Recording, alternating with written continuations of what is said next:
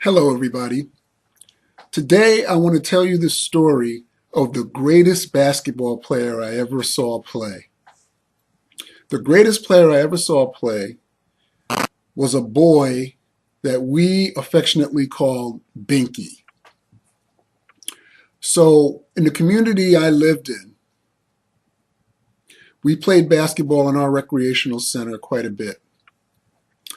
And every now and then, a group of people from a neighboring community that we called the Orton Street community would come and challenge the older boys from my community.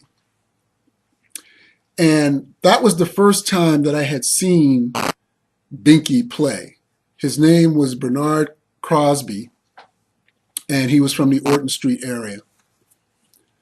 And when they used to come to my community to challenge the older boys in my community play, I noticed the flair that Binky had. Binky was the first player I had ever seen who left an emotional impression on me. So I had seen good players in my community, and I had seen good players in other places that I traveled to watch basketball, including television, which was mainly pros in college on television. Had seen good players. But watching Binky play as a young boy, he left an impression. And let me try to give you an example of what I mean, because I really want you to get the greatness that Binky had. So you're watching Binky play, and he make a move. And you'd be in the bleachers watching this move that he made, and your reaction would just be like, you'd be watching him, and all of a sudden you'd be like, oh! Like, it just catch you off guard because he all of a sudden do something, you go, whoa! And then the thing about Binky is it's not just you would have that reaction once. It would be, oh! He would take multiple people, sometimes 3, 4, and even 5 people on a play, a single play, go through the whole team, and you just found yourself like, whoa! And then, whoa! And then, ooh! 3 and 4 consecutive times. Now, just imagine you're watching something like that on the basketball court, and you're having these multiple emotional responses. Well, I had the privilege of being able to see that for hours in a day, and for years watching Binky play, mainly on Saturday mornings between either 8, 9, or 10 o'clock for an hour and a half or 2 hours each time. So if a player puts a move on you and the defender stumbles and falls or slips, then people will say he got his ankles broken because you couldn't stay with the offensive player and you slipped and fell. That phrase didn't exist in the 1960s. That's when I saw Binky drop a lot of people on a regular basis.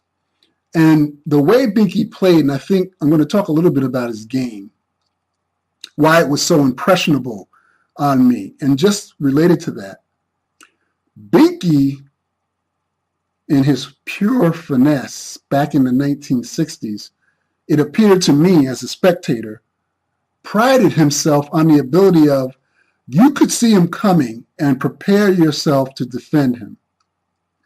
The whole time he's setting you up. He might look you in the eye and come at you with the ball. He might look at the ground, almost like you have the advantage. And he's paying attention to you the whole time, because as soon as he's within striking distance of you, meaning if you reached out your arms, you could either touch the ball or touch some part of his body, he's going to all of a sudden put on an amazing move. Amazing meaning he had a whole repertoire of tricks that he could throw at you at that moment.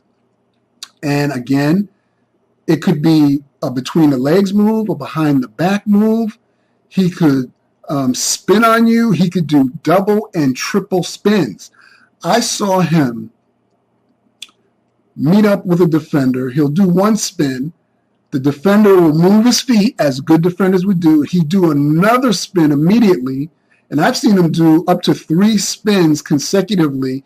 By that time, the defender just can't keep moving laterally that quick. And then Binky on that third spin, when a good defender was on him, on that third spin, the defender couldn't keep up, and Binky, all he needed was a thrust after the spin, and he had that 1 or 2 step lead on the defender, and he was by him. Then he'd do the same thing to the next person that came up to him. Binky also, as a finesse player, and this is very important about his game, Binky played on his toes, and that was one of the first things that I noticed about him. Most players run flat-footed, and then when they're making moves, sometimes they come up on the front part of their feet. But overall, they just run heel-toe, heel-toe. Binky would bring the ball up. He'd be on his toes. He'd be on the front part of his feet. And his handle of the basketball, all fingertip control. Almost never did you see Binky dribbling the ball in the palm of his hand. Always with his fingertips, and most of the time at the tips of his fingers. And between him being on his toes and control from his fingertips, he was able to change direction very quickly with the assortment of moves that he could make with the basketball. He also, in addition to the between the legs, behind the back, single, double, triple spins, and he also could do single between the legs, double between the legs, triple between the legs in combination with behind the backs and spins. He also had jab and stutter steps, and let me just tell you the importance and significance of those moves. I saw Binky many times. He'll take a player who's guarding him one-on-one. He'll take him all the way out to the far outside line of the floor. He'll start doing jab step. He's dribbling with his fingertips, either his left hand or his right hand. He's looking the player right in the eye. He'll give him a jab step. The player has to, respect him and his quickness, so the player has to give him at least a foot or 2 distance because you don't know which way he's going to go. He'll jab once, very deliberate jab step. He'll jab again.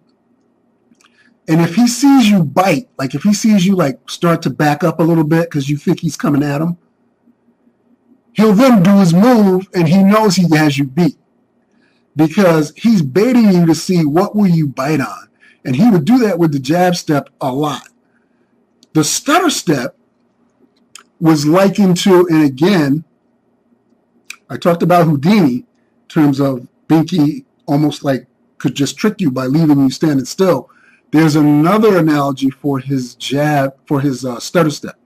He had a stutter step that was unbelievable, that nobody could stop.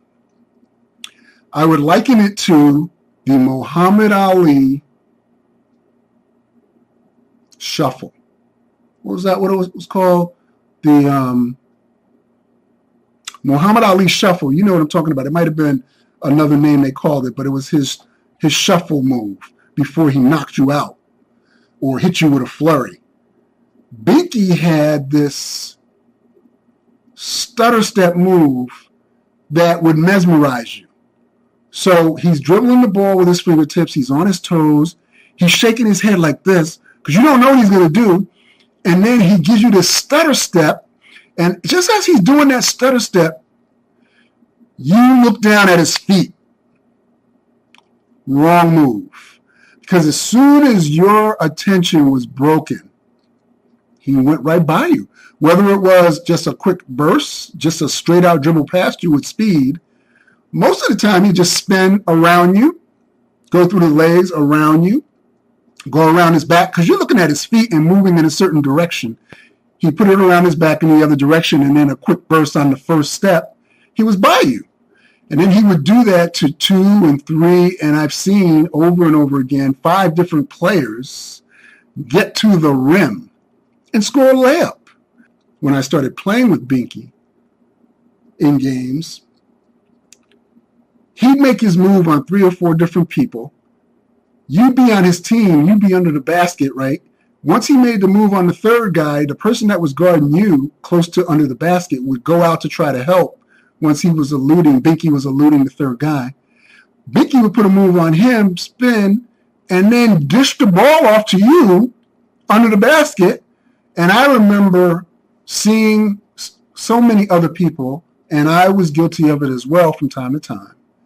When he would dish that ball to you after making a move on the fourth person, you couldn't even catch it because you had been watching him with amazement the whole time. You weren't even paying. You didn't think he was going to pass the ball anyway. So you're standing under the basket. Your man has left you, and he was coming at the basket, and he sees you standing under the basket, and he just sort of shovel passes it to you. You bobble it because you weren't ready for it, and you could pick it up and score. But every now and then, the person who bobbled it would miss, or couldn't catch the ball soon enough, and a defender, the fifth guy, would come and prevent the basket, and Binky would be really upset. And I think that getting upset from time to time allowed Binky to know, you know what?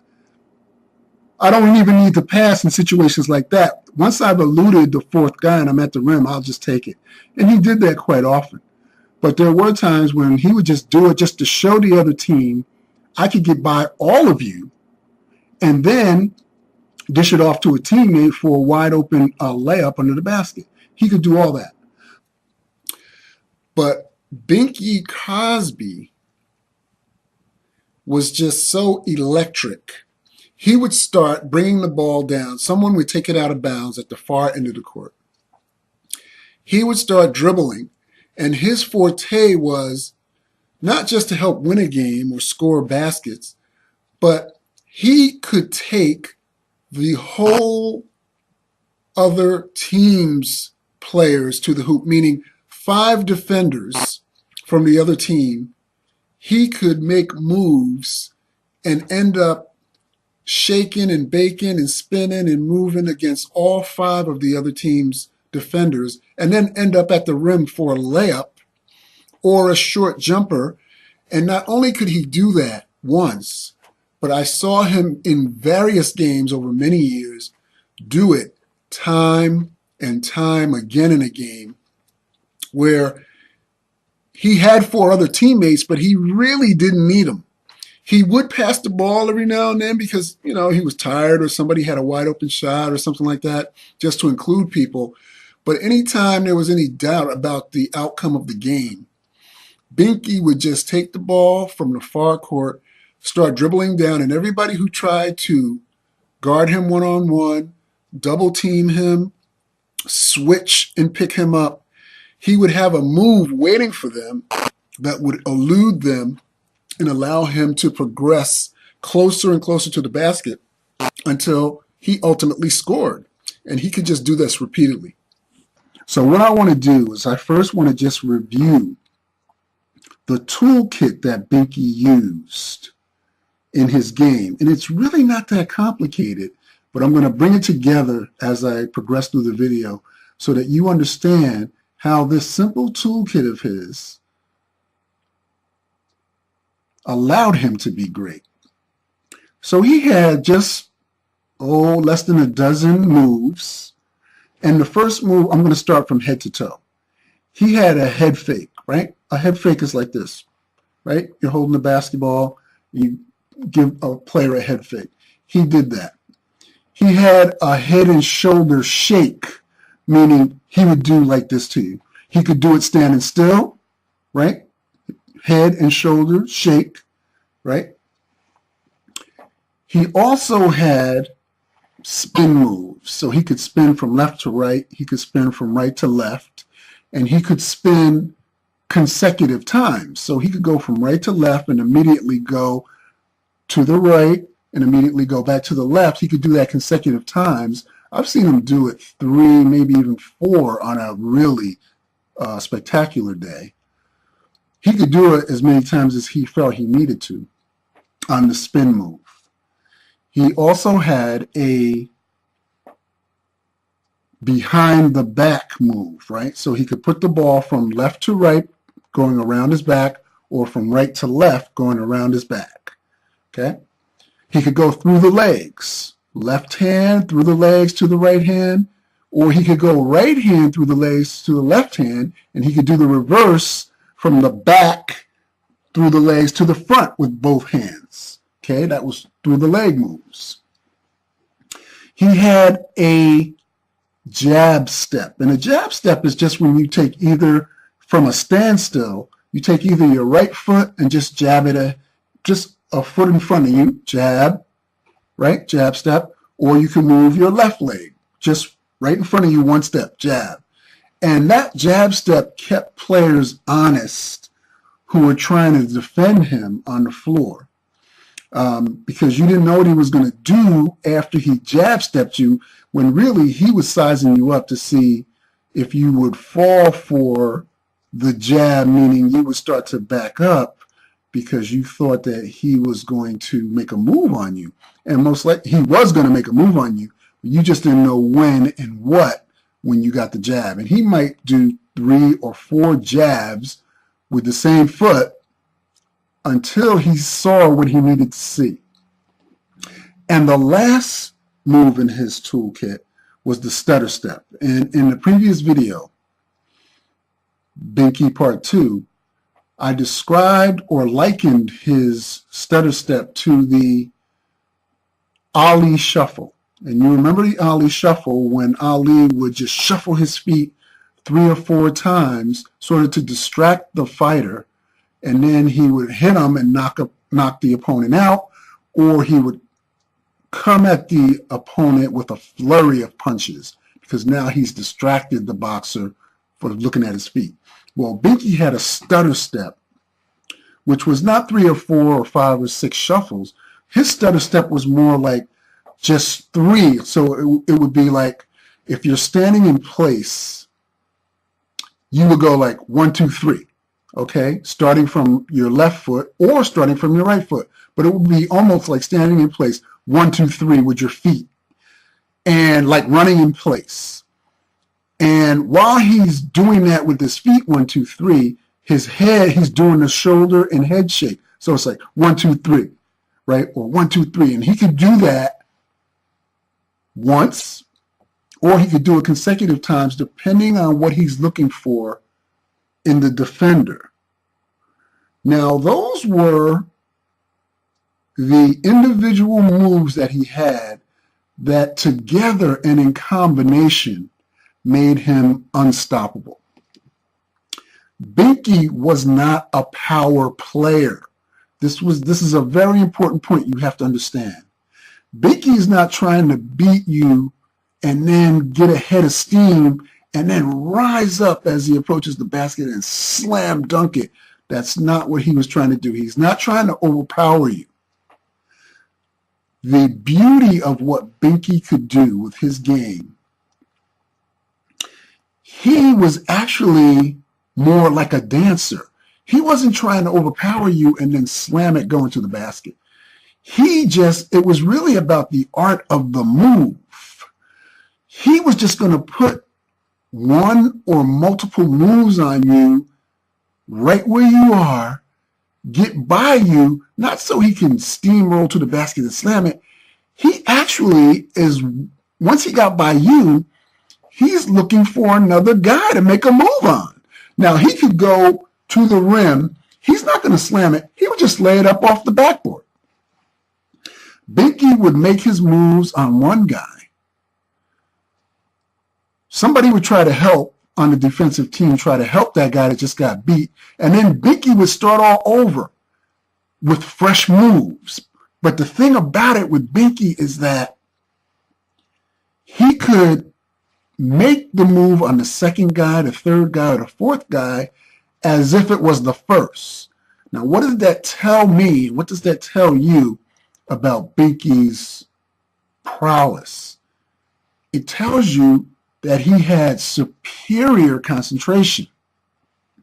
So Binky was like a dancer, and his moves were like choreographed because they were so beautiful to watch. And as I mentioned in the previous videos, Binky brought the ball up on his toes, and he controlled the ball with the front tips of his fingers.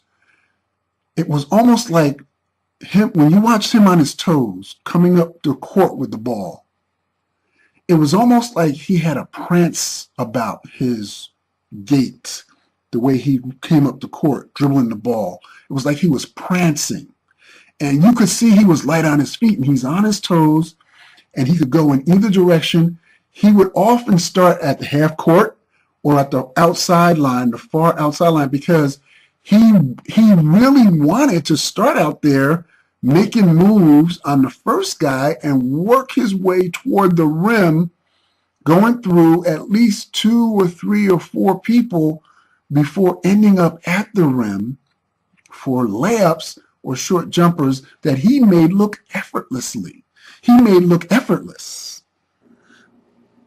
It is that which let me know without doubt, unequivocally, that Bernard Binky Crosby was the greatest basketball player I had ever seen. And I just feel so honored and so privileged that I had the opportunity to see with my own eyes that kind of talent. A highlight of my observations with Binky is when I was in probably 8th grade, maybe 9th grade, and Binky, I believe at the time, was a senior in high school. Certainly he was 3 or 4 years older than I was. And I was coming home from somewhere downtown, and I just happened to go by a school called Central High School. At the time, Binky was going to Barringer. The door to the Central High School gym was open, and so I just happened to, since I was walking past there, I just happened to look in because I thought I heard cheering, and the side door was open, and I looked in, and it just happened to be Barringer versus Central High School. What I saw was the same thing that I had experienced watching Binky for many years and then playing with Binky when I got to middle school, like 7th and 8th grade and 9th grade. He started from the far end, and this is an organized, formal high school varsity team, Barringer High School. He started from the far end of the court, and he was taking the entire Central High School team, again, through one-on-ones, double teams, triple teams, switching on him, trying to pick him up. They're trying to box and one him. But no matter what Central High School tried to throw at him, he was just so flamboyant, so herky-jerky, so in control of the basketball that there was nothing that they could do. And I watched that game, Binky repeatedly, I'll say it again, repeatedly score on the entire Central High School team. And it's that sort of repeated ability that makes Binky, Bernard Cosby, the absolute greatest player that I've ever seen play. In the first video I saw Binky play, I talk about a high school basketball game that I saw Binky play in. It was Central High School versus Barringer, where I saw Binky play, and I watched the game, and he just took all 5 Central High School players repeatedly throughout the game. The thing I didn't say in that first video about that game is, first of all, Central High School was a basketball powerhouse. And everyone knew in the city of Newark that if you're going to play basketball against Central, who always had a stacked squad, you were going to have a game, and you better come correct in order to play them if you expected to be competitive. Now, other boroughs of Newark also were good. Like the Weequahic section had certain years of good players. Like some years they weren't so good, and other years they had great players. And I think the measure of who was good and who wasn't was the status of all city, I think is what they called. The better players all made all city, right? The all city team or the all city list, and it was the best players in the city of Newark, which is large and has 4 sections to it. So there was Barringer, and then there was Central Ward, there was South Ward, there was the East Ward, and there was the East Ward was ironbound. So yeah, there were 4 sections. Binky was taking that Central High School team that was stacked with all-city players. So that was what I didn't say in the first video. It's not just he was just playing another high school team and he was taking, legitimate high school varsity players. And as you know, when you're in high school, the young boys, they're full of energy and energetic. And if you're good enough to make the varsity team, then you have a lot of energy. You probably can run forever. You can jump high, etc. And Central had a lot of guys that fit that description, but it didn't matter how fast you could run, how high you could jump when you face Bernard Cosby, because he would just neutralize those skills. He was able to size you up and use your jumping ability against you with his jab steps and his stutter steps. Head fakes, I didn't even talk about those. He would do that in combination with his stutter and jab steps. He'll give you a head fake, and because you're a leaper, you'll leave your feet. Wrong move. He's by you. Binky would tell you, I'm going to take you. And he would anger some of the opposition. Now, certainly in the community, he did that on a regular basis. Trash talk guys and say, you know what, you can't stop me. You can't guard me. And then that would anger the defender. The defender would really push up on him. And then Binky would take him anyway. So it didn't matter if you were talented. It didn't matter if you got mad and you huffed and puffed your energy up. Just want to mention a little bit about what I saw about Binky the individual.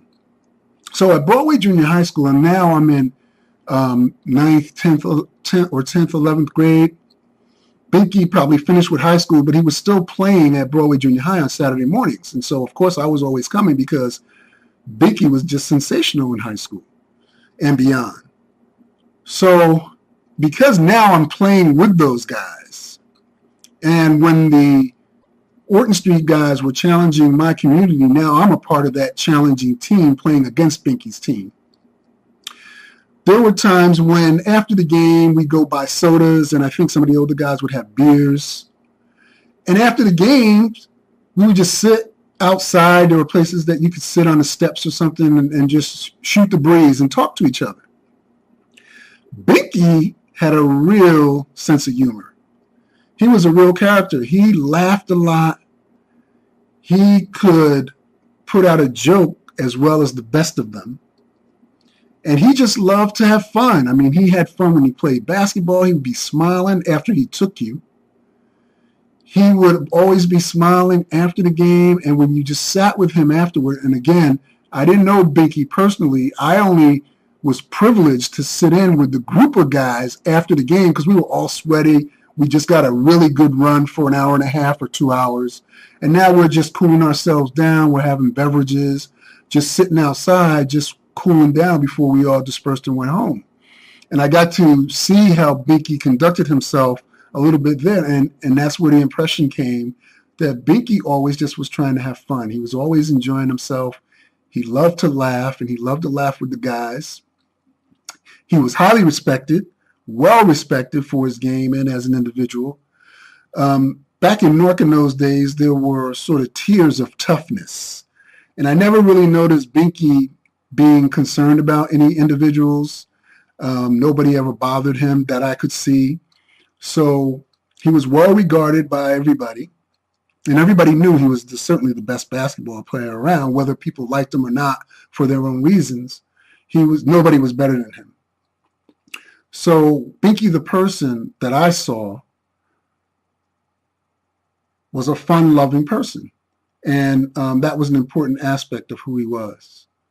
No one that I've seen on television, no one that I've seen in person or played with in person impressed me more than the years that I had the privilege, the good fortune to be able to watch and to be able to play with Bernard Cosby, who remains the greatest basketball player that I've ever seen.